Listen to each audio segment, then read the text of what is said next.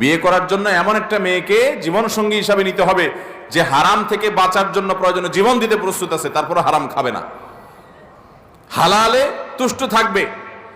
এইটা করলে আপনার বউটা আপনারে বলবে যে রাখো তোমার সংসার, আশেপাশে সবাই কত লাল হয়ে যাচ্ছে, নীল হয়ে যাচ্ছে, কালারফুল জীবন যাপন করছে, আর তুমি কি মিয়া 10,000 টাকা বেতন পাও, এটা দিয়া খয়রাত আনো।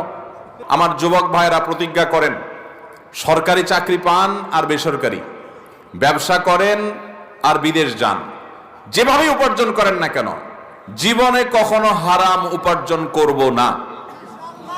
নিয়ত করবো তো ইনশাআল্লাহ। এই জন্য সাহস লাগে। কিন্তু মুশকিল হলো কি জানেন, এটা বড় কঠিন কাজ।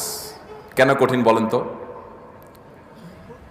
এটা করলে আপনার বউটা আপনারে বলবে যে রাখো তোমার সংসার, আশেপাশে সবাই কত লাল হয়ে যাচ্ছে, নীল হয়ে যাচ্ছে, কালারফুল জীবন যাপন করছে, আর তুমি কি মিয়া 10,000 টাকা বেতন পাও, এটা দিয়া খয়রাত আনো।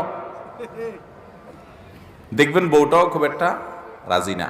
আরে বউ তো অনেক পরের কথা, নিজের জন্মদাতা বাপটা দেখবেন খুশি না। গর্ভধারণ করছে যে মা, সে মাও দেখবেন বলবে বাবা এরকম করলে কি চলে, একটু একটু অত ইসলামকে মেনে পারা যায়, বলবে কি বলবে না? এই জন্য গোটা পরিবারকে ইসলামের উপর উঠাতে হবে। বিয়ে করার জন্য এমন একটা মেয়েকে জীবন সঙ্গী হিসাবে নিতে হবে যে হারাম থেকে বাঁচার জন্য প্রয়োজনে জীবন দিতে প্রস্তুত আছে, তারপরে হারাম খাবে না, হালালে তুষ্ট থাকবে।